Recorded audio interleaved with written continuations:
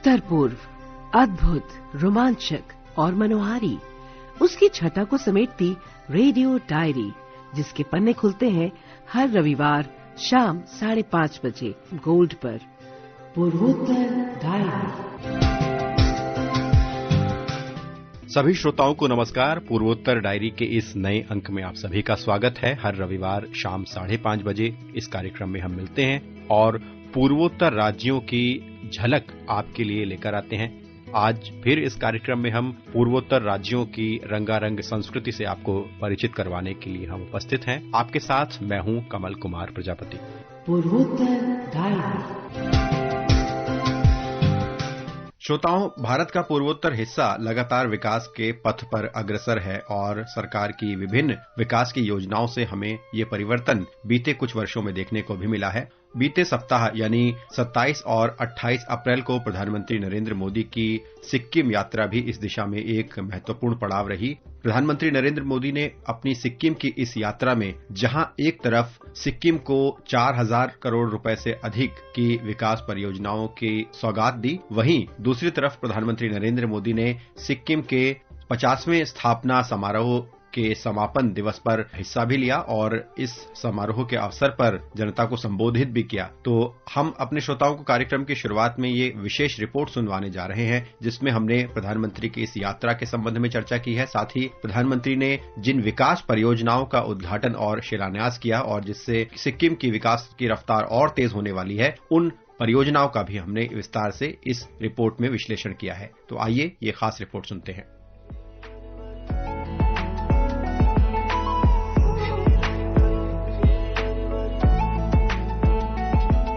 प्रधानमंत्री नरेंद्र मोदी ने 27 और 28 अप्रैल को सिक्किम की यात्रा की। वे 27 अप्रैल को दोपहर करीब 3 बजे गंगटोक पहुंचे।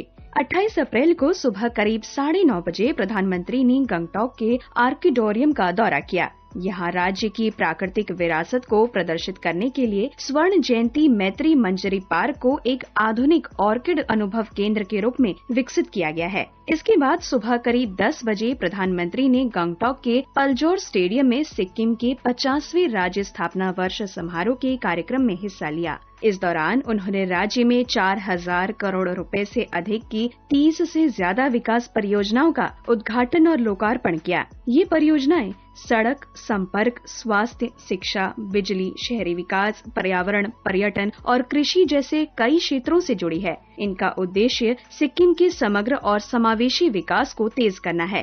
पूरब का स्वर्ग सिक्किम, ऑर्किड का गार्डन सिक्किम, इसका अप्रतिम सौंदर्य, यहाँ की शांति, यहाँ का आध्यात्मिक आनंद, ये अनुभूति बड़े सौभाग्य से मिलती है। आज मैं यहाँ के ऑर्किड्स को भी देखने गया था। मेरे लिए जितना समय तय हुआ था, मैं ज्यादा ही समय वहाँ बिता रहा था और मैं देश भर के प्रकृति प्रेमी टूरिस्टों को, अगर उन्होंने सिक्किम का ये ऑर्किड नहीं देखा है तो कुछ भी नहीं देखा है। और मुझे विश्वास है कि इस बार टूरिस्ट सिक्किम के टूरिज्म के सारे आंकड़े इस बार पार कर देंगे। स्वास्थ्य क्षेत्र में प्रधानमंत्री ने नामची जिले के यांगयांग में 100 बिस्तरों वाले आयुर्वेद अस्पताल की आधारशिला रखी। साथ ही NIT देओराली में 30 बिस्तरों वाले एकीकृत सोवा रिंगपा अस्पताल का उद्घाटन किया। इससे राज्य में पारंपरिक चिकित्सा सेवाएं मजबूत होंगी। शिक्षा क्षेत्र में प्रधानमंत्री ने यांगांग में सिक्किम यूनिवर्सिटी के स्थायी परिसर का उद्घाटन किया। इसके अलावा चांगकुंग में Netaji Subhash Chandra Bose university of excellence के प्रशासनिक भवन, गंगटोक जिले के सोचेगांग में Helen Lepcha medical college, Gyalshing जिले के डेंटम प्रोफेशनल कॉलेज, ही क्यांगतांग के मॉडल आवासीय विद्यालय, मंगन जिले के मंगशीला में नए मॉडल डिग्री कॉलेज और नामची जिले के बुमतार गुम्पा में मठ छात्रावास और कक्षा भवन का उद्घाटन किया गया। राज्य के 160 स्कूलों में IT आधारित शिक्षा परियोजनाओं की भी शुरुआत की गई।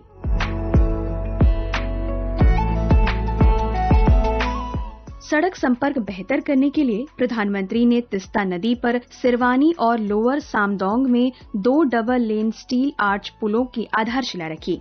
इससे नामची और गंगटोक जिलों के बीच संपर्क बेहतर होगा। उन्होंने बिरधांग में से नामची तक सड़क चौड़ीकरण परियोजना का भी उद्घाटन किया। इससे लोगों और सामान की आवाजाही आसान होगी। हम एक्ट ईस्ट की पॉलिसी पर तो काम कर ही रहे हैं, हमने नॉर्थ ईस्ट के लिए एक्ट फास्ट का संकल्प भी लिया है और इसलिए एक्ट ईस्ट एक्ट फास्ट आज भी यहाँ हजारों करोड़ रुपए की सेवा परियोजनाओं का लोकार्पण और शिलान्यास हुआ है। इनमें road, power, tourism, health, education, हर तरह के प्रोजेक्ट शामिल है। बिजली क्षेत्र में गंगटोक के ट्रांसमिशन और डिस्ट्रीब्यूशन नेटवर्क के उन्नयन परियोजना का उद्घाटन किया गया, जिससे बिजली आपूर्ति अधिक मजबूत होगी। शहरी विकास के तहत लुमसी में जन सेवा सचिवालय, गंगटोक में सिविल सर्विस ऑफिसर्स इंस्टीट्यूट, लिंगडिंग में सिक्किम अर्बन गरीब आवास योजना, पुलिस कर्मियों के लिए आवास और एसपी पांगथांग में ग्रेड सी क्वार्टर का उद्घाटन किया गया। एमजी मार्ग में सद्भाव मंडप की आधारशिला भी रखी गई। पर्यावरण संरक्षण के तहत सिंगतम में शहर में सीवरेज सिस्टम सुधार परियोजनाओं की आधारशिला रखी गई।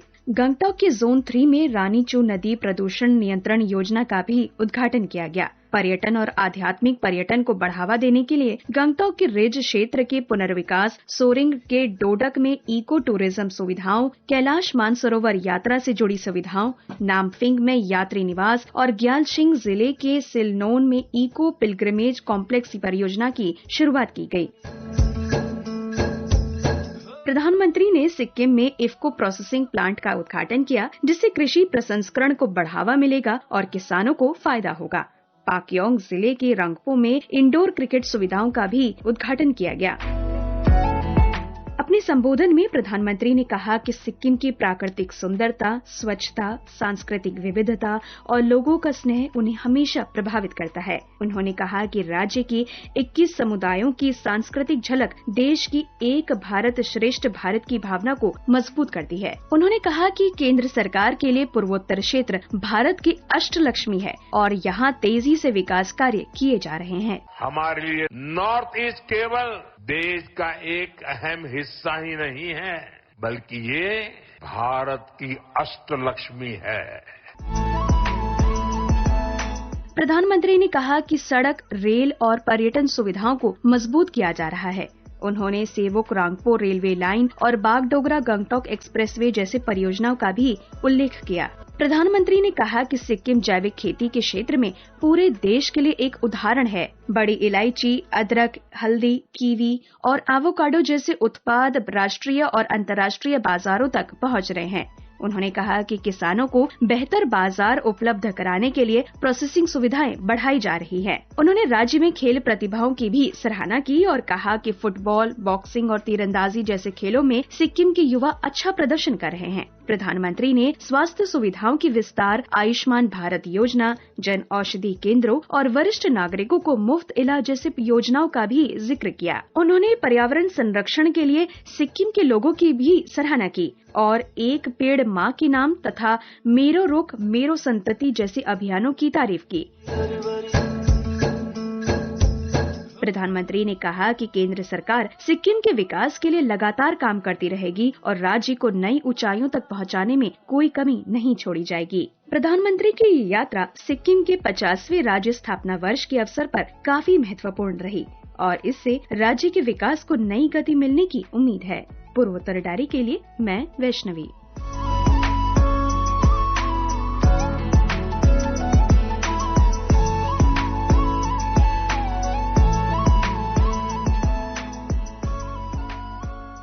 श्रोताओं, हाल ही में मनाए गए विश्व पुस्तक दिवस के अवसर पर अगरतला में एक विशेष कार्यक्रम का आयोजन किया गया और इस कार्यक्रम में किस तरह से प्रतिभागियों ने हिस्सा लिया और चर्चाओं का क्या केंद्र बिंदु रहा और ये किस तरह का उत्सव था, इस संबंध में हमारे संवाददाता सुमन भट्टाचार्य ने अगरतला से हमें ये रिपोर्ट भेजी है। आइए सुनते हैं।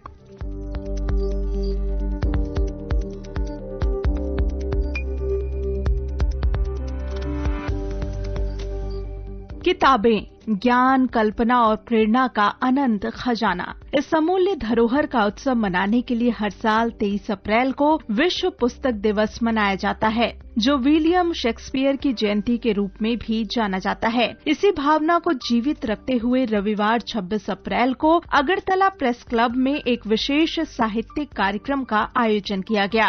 इस कार्यक्रम का आयोजन त्रिपुरा के प्रमुख प्रकाशन संस्थानों में से एक अक्षर पब्लिकेशन ने किया। इस मौके पर मुलात नामक एक अनियमित साहित्यिक पत्रिका का लोकार्पण किया गया। नई और पुरानी किताबों की प्रदर्शनी लगाई गई। पुस्तक पढ़ना, पुस्तक संस्कृति और किताबों पर बातचीत विषय पर चर्चा हुई और लेखकों, पाठकों तथा प्रकाशकों का एक उत्साहपूर्ण संगम देखने को मिला। किताबें हमारे जीवन की साथी होती हैं, जैसे हमारी पहचान का हिस्सा। वे चुपचाप हमारे भीतर बस जाती हैं और हमें गढ़ती हैं, क्योंकि किताबें कभी धोखा नहीं देती। वे हमेशा हमें समृद्ध बनाती हैं और अपना सारा ज्ञान हमें देती हैं। किताबें खरीदना या उधार लेना आम बात है, लेकिन असली किताब प्रेमी कभी कभी इससे भी आगे बढ़ जाते हैं। मजाक में तो किताब चुराने को भी एक पवित्र आदत कहा जाता है। ज्ञान के प्रेमियों के लिए पढ़ने का जुनून इतना गहरा होता है कि वे नियमों की परवाह नहीं करते और हंसी मजाक में ऐसे चोरों को माफ भी कर दिया जाता है। कभी कभी तो उन्हें और किताबें भी मिल जाती हैं। किताबों के प्रति यही प्यार अप्रैल के आखिरी रविवार को अगरतला प्रेस क्लब में विश्व पुस्तक दिवस के मौके पर साफ दिखाई दिया। इस चर्चा का नेतृत्व अक्षर पब्लिकेशन के प्रमुख शुभ्रवत देव ने किया, जिन्हें साहित्य के क्षेत्र में 3 दशकों से अधिक का अनुभव है। Akshar is the only organization in the state who is observing World Book Day every year in a befitting manner. And since last 3.5 years, we are doing the same. And this year also, actually to promote the reading habit. You know, the reading habit is declining nowadays. And because of this electronic gadget and for all this, the traditional book, printed form book is kind of under threat. And mainstream Bengali publication also doing some horror and some thriller books, which is not actually good for any reader. So we should stick on our basic. We should be honest on the publishing. समय के साथ पढ़ने, लिखने और प्रकाशन के तरीकों में बदलाव आना जरूरी नहीं कि बुरा हो या अक्सर प्रगति का संकेत होता है। लेकिन आज के तेजी से बढ़ते आर्टिफिशियल इंटेलिजेंस के दौर में किताबों और लेखन के भविष्य को लेकर चिंता होना स्वाभाविक है। इन चिंताओं पर कोलकाता से आए प्रसिद्ध कवि, लेखक और भारतीय साहित्य अकादमी के पूर्व पूर्वी क्षेत्र के निदेशक प्रोफेसर अरुणांशु कर ने सकारात्मक विचार रखे। उन्होंने कहा कि आधुनिक तकनीक को सहायक के रूप में इस्तेमाल करना चाहिए, न कि रचनात्मकता का विकल्प बनना चाहिए। This is very important that Akshar Publications is celebrating World Book Day, Vishwa Pustak Divas, because ultimately books are the most important asset in one's life, and books never betray us. I mean, books are most dependable friends of mankind, and that is why, to celebrate life, ultimately we need to celebrate books. Meaning after 50 years what will happen, I don't know. But I don't think that right now there is any serious threat to books. Of course, AI might change things a lot, and the poets, the novelists, they will, be going through a very tough time, because it could be that they might be absolutely redundant because AI will start writing novels and poems. It could be so. Might be in 10 years or so. So that is something that we need to think about, how to combat AI as authors. But even then, I don't think that AI also is kind of a threat to books, because AI is ultimately not a replacement for books. Technology, I think, will not be able to do great damage to books. Books will ultimately survive. जहाँ कई तरह की लत चिंता का कारण बनती है, वहीं पढ़ने की आदत को बढ़ावा देना चाहिए, अब पहले से भी ज्यादा। त्रिपुरा में पुस्तक मेलों ने एक नई ऊर्जा पैदा की है, जिससे नए प्रकाशकों की एक पीढ़ी सामने आई है। आज किताबें सिर्फ ज्ञान ही नहीं दे रही, बल्कि रोजगार के अवसर भी पैदा कर रही हैं। वे मानसिक और आर्थिक दोनों तरह की प्रगति में योगदान दे रही हैं। विश्व पुस्तक दिवस हमें याद दिलाता है कि किताबें मानवता की सबसे बड़ी धरोहरों में से एक हैं, जो हमारे विचारों, संस्कृति और भविष्य को आकार देती हैं। पूर्वोत्तर डायरी के लिए आकाशवाणी अगरतला से सुमन भट्टाचार्य की रिपोर्ट के साथ करिश्मा राय।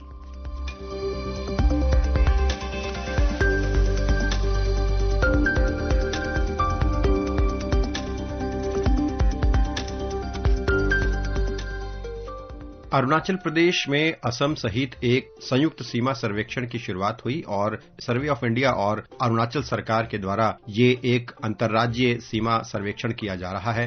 तो इस सीमा सर्वेक्षण का क्या महत्व है, इस संबंध में हमारे संवाददाता मनोज की रिपोर्ट में हम विस्तार से सुनते हैं।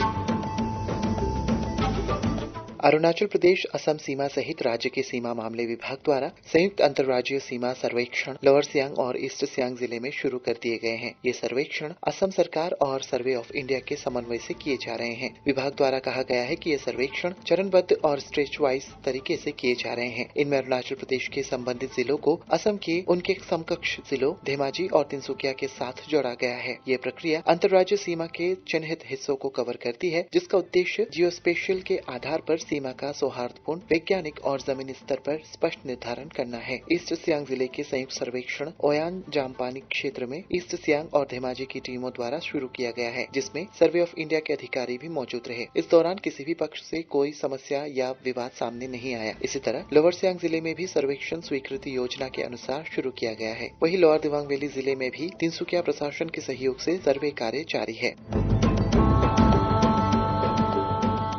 सीमा मामले विभाग की ओर से जारी बयान में कहा गया है कि मार्च 2026 में पाके केसांग सेक्टर में संयुक्त अंतर्राज्यीय सीमा सर्वेक्षण किया गया था। इसके बाद अप्रैल 2026 तक उस सर्वेक्षण के तहत स्थापित सभी सीमा स्तंभों को सर्वे ऑफ इंडिया द्वारा दोनों राज्यों असम और अरुणाचल प्रदेश के अधिकारियों की उपस्थिति में जमीनी स्तर पर पुनः निरीक्षण पूरा कर लिया गया। पुनः निरीक्षण की सफलतापूर्वक पूर्णता इस सेक्टर में सीमा के जमीनी निर्धारण की दिशा में एक महत्वपूर्ण उपलब्धि मानी जा रही है। विभाग ने आम जनता, विशेषकर सीमा क्षेत्रों में रहने वाले गाँवों के निवासियों से अपील की है कि वे संयुक्त सर्वेक्षण टीमों को पूरा सहयोग दें ताकि इस पूरी प्रक्रिया को सुचारू और सफलतापूर्वक पूरा किया जा सके। पूर्वोत्तर डायरी के लिए आकाशवाणी ईटानगर से मैं मनोज कुमार शर्मा।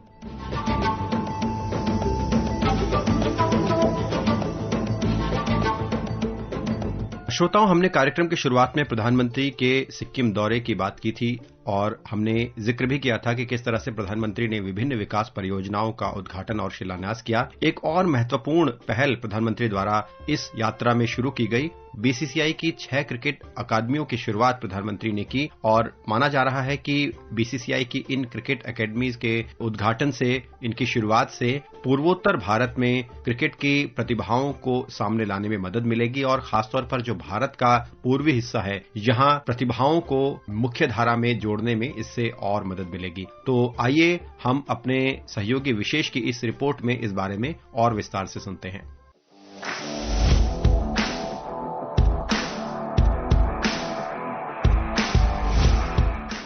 प्रधानमंत्री श्री नरेंद्र मोदी ने मंगलवार को बीसीसीआई की 6 इंडोर क्रिकेट अकादमियों का उद्घाटन किया। बीसीसीआई द्वारा विकसित ये अत्याधुनिक अकादमियां सिक्किम के रंगपो, अरुणाचल प्रदेश के दोईमुख, मणिपुर के इम्फाल, मेघालय के मदन कुरक्लांग, मिजोरम के आइजोल और नागालैंड के दीमापुर में स्थापित की गई हैं। सिक्किम की राजधानी गंगटोक में आयोजित समारोह के दौरान प्रधानमंत्री ने वर्चुअल माध्यम से इन सुविधाओं का उद्घाटन किया। यह पहल पूर्वी क्षेत्र की क्षमता को सामने लाने की दिशा में एक महत्वपूर्ण कदम मानी जा रही है। प्रधानमंत्री नरेंद्र मोदी ने खिलाड़ियों की प्रतिभा की सराहना की। यहाँ के युवाओं ने फुटबॉल, बॉक्सिंग, आर्चरी, इन खेलों में यहाँ से निकले खिलाड़ियों ने अपनी क्षमता और प्रतिभा को बड़े बड़े मंचों पर साबित किया है। इन अकादमियों को उच्च प्रदर्शन केंद्र के रूप में तैयार किया गया है, जहां इंडोर प्रैक्टिस एरिया, आधुनिक जिम, तापमान नियंत्रित स्विमिंग पूल और समर्पित प्रशिक्षण सुविधाएं उपलब्ध होंगी। इससे खिलाड़ियों को पूरे वर्ष अभ्यास का अवसर मिलेगा, खासकर लंबे मानसून के दौरान भी।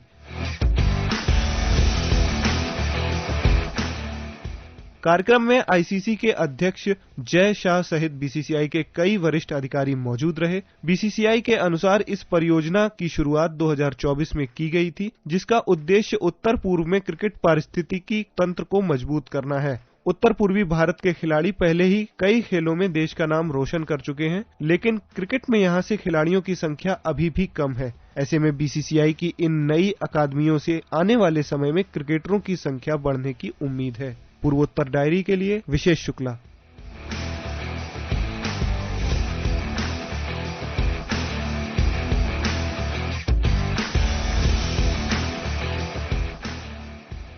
श्रोताओं, हाल ही में प्रधानमंत्री नरेंद्र मोदी के मन की बात कार्यक्रम में हमने प्रधानमंत्री के संबोधन में पूर्वोत्तर भारत की जो एक विरासत, एक संपदा है बांस, इसके बारे में उनके वक्तव्य में हमने सुना था। आइए अपने श्रोताओं को सुनवाते हैं कि प्रधानमंत्री ने बांस को प्रोत्साहन देने के संबंध में मन की बात कार्यक्रम में क्या कहा था। साल 2017 में कानून में बदलाव करके हमने बैम्बू को पेड़ की कैटेगरी से बाहर किया। त्रिपुरा के गोमती डिस्ट्रिक्ट के विजय सूत्रधार और साउथ त्रिपुरा के प्रदीप चक्रवर्ती, इन्होंने नए कानूनों को अपने लिए एक बड़े अवसर के रूप में देखा, अपने काम को टेक्नोलॉजी से जोड़ा। आज वे पहले से कहीं बेहतर और कहीं ज्यादा बांस के उत्पाद बना रहे हैं। पूर्वोत्तर क्षेत्र महिला सशक्तिकरण की एक मिसाल पेश करता है। हम सभी जानते हैं कि भारत के पूर्वोत्तर क्षेत्र में महिलाओं के सशक्तिकरण का उदाहरण वहां की संस्कृति से मिलता है। विभिन्न जनजातियों में महिलाओं को समाज में हमेशा से ही प्राथमिकता दी जाती रही है और इसके अलावा हम देखें तो विभिन्न क्षेत्रों में पूर्वोत्तर राज्यों से महिलाओं ने हमेशा से ही अपनी अलग मिसाल पेश की है और वास्तव में भारत का पूर्वोत्तर हिस्सा महिला सशक्तिकरण का एक नायाब उदाहरण है। इसका उदाहरण हम इस तरह से भी ले सकते हैं कि महिलाएं पूर्वोत्तर राज्यों में अनेक आर्थिक गतिविधियों में संलग्न रहती हैं और अपनी आजीविका के लिए अपनी आर्थिक निर्भरता से अपनी आजीविका कमाती हैं। और इस रिपोर्ट में हम आपको विस्तार से बताएंगे कि किस तरह से भारत का पूर्वोत्तर हिस्सा महिला सशक्तिकरण के लिहाज से एक बहुत अहम उदाहरण है। आइए सुनते हैं ये विशेष रिपोर्ट। देश के पूर्वोत्तर क्षेत्र में महिला सशक्तिकरण की एक समृद्ध परंपरा रही है। यहाँ के सामाजिक ताने बाने में महिलाओं को वरीयता दी जाती है। खेल कूद में पूर्वोत्तर राज्यों की महिलाओं ने अपना परचम लहराया है। इस क्षेत्र की विविधता और जनजातीय समाज की खासियत ने महिलाओं को सशक्त बनाने में महत्वपूर्ण योगदान दिया है। बाबा की उंगली को थामे चली थी, कल बाबा की लाठी भी बन जाऊंगी। अम्मा तेरे घरों से की चिड़िया हूँ मैं, दाना लेकर ही वापस घर आऊंगी। जिसकी फितरत में है रत समाई। पूर्वोत्तर भारत में कई जनजातियां मातृसत्तात्मक प्रणाली का पालन करती हैं, जहां संपत्ति और वंश मातृपक्ष से चलता है। मेघालय की खासी, जयंतिया और गारो जनजातियां इस प्रणाली का प्रमुख उदाहरण हैं। इन समुदायों में परिवार की संपत्ति सबसे छोटी बेटी को विरासत में मिलती है और पुरुष विवाह के बाद पत्नी के घर में रहते हैं। ये प्रणाली महिलाओं को सामाजिक और आर्थिक सशक्तिकरण से समाज में ऊपर रखती है, जिससे वे परिवार और समुदाय में निर्णय लेने में महत्वपूर्ण भूमिका निभाती हैं।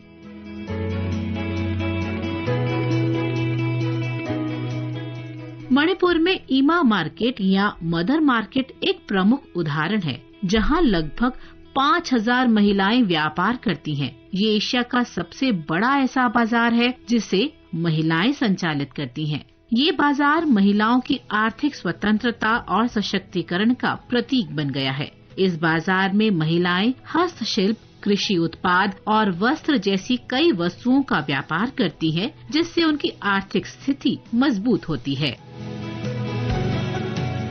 अगर त्योहारों के संदर्भ में बात की जाए तो मणिपुर का थाबल चोंगबा एक प्रमुख उत्सव है, जहां महिलाएं नृत्य और संगीत में सक्रिय भागीदारी करती हैं, जो उनके सांस्कृतिक सशक्तिकरण को दर्शाता है। इसी प्रकार नागालैंड का हॉर्नबिल फेस्टिवल भी महिलाओं की सक्रिय भागीदारी के लिए जाना जाता है, जहां वे पारंपरिक नृत्य, संगीत और हस्तशिल्प में अपनी प्रतिभा का प्रदर्शन करती हैं।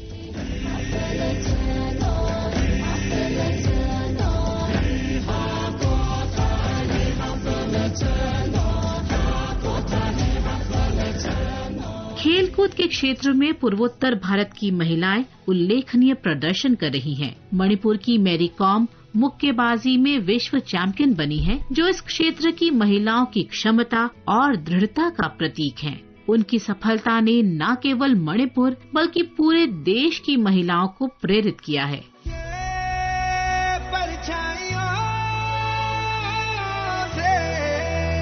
छुपता यहाँ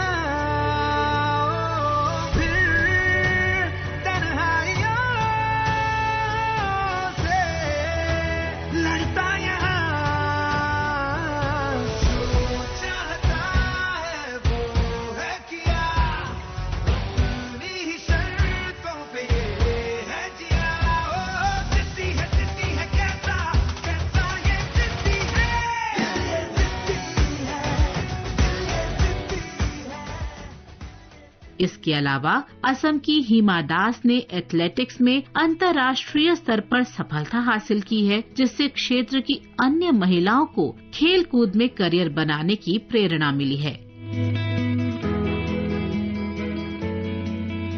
उद्यमिता के क्षेत्र में भी पूर्वोत्तर भारत की महिलाएं अग्रणी भूमिका निभा रही हैं। स्वयं सहायता समूहों के माध्यम से महिलाएं आर्थिक गतिविधियों में शामिल हो रही हैं, जिससे उनकी आर्थिक स्थिति में सुधार हो रहा है। उदाहरण के लिए असम में असम राज्य ग्रामीण आजीविका मिशन के तहत महिलाओं के स्वयं सहायता समूहों को प्रोत्साहित किया जा रहा है, जिससे वे आर्थिक मोर्चे पर आगे बढ़ रही हैं। शिक्षा के क्षेत्र में भी पूर्वोत्तर भारत की महिलाएं अग्रणी हैं। मिजोरम में महिला साक्षरता दर 90% तक पहुंच रही है, जो राष्ट्रीय औसत से काफी अधिक है। इस साक्षरता दर से महिलाओं के लिए विभिन्न क्षेत्रों में रोजगार के अवसर खुल रहे हैं, जिससे वे आर्थिक रूप से स्वतंत्र बन रही हैं।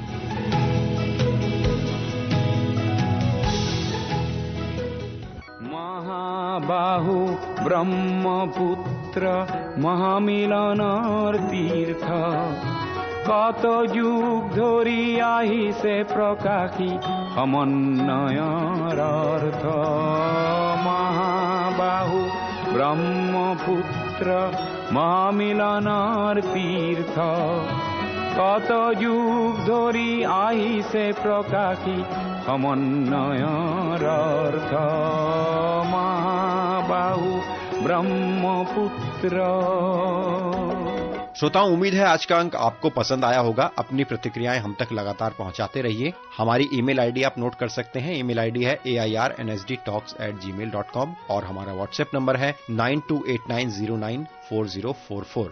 दूर कान्न कुबजरे परा बार भूया আহিছিলে केई बंशते शंकर देव इयाते जन्मिले। हर सप्ताह हम आपसे इसी तरह से मिलते रहेंगे। पूर्वोत्तर डायरी के इस कार्यक्रम के माध्यम से पूर्वोत्तर राज्यों की गतिविधियों से आपको अवगत करवाते रहेंगे। आप भी अपने सुझाव और प्रतिक्रियाओं के साथ हमसे जुड़े रहिए और अगले सप्ताह आपसे फिर मुलाकात होगी शाम 5:30 बजे रविवार को। मुझे यानी कमल कुमार प्रजापति को इजाजत दीजिए। नमस्कार। मरुर देखरे आजान फकीरे मधुर जिकिर रसिले दिल्लीर दिलोआरे आही हस्ती पुठी आँकिले पंच नदीर तेग बाहादुरे धर्मर सेतु गढ़िले समन्वयर देखुआले कत प्रकाशत स्फूर्त महाबाहु ब्रह्मपुत्र। आलेख व संकलन कमल कुमार प्रजापति। प्रस्तुति सहायक दानिश जैदी। उत्तर पूर्व अद्भुत, रोमांचक और मनोहारी उसकी छटा को समेटती रेडियो डायरी, जिसके पन्ने खुलते हैं हर रविवार शाम 5:30 बजे गोल्ड पर। पूर्वोत्तर डायरी।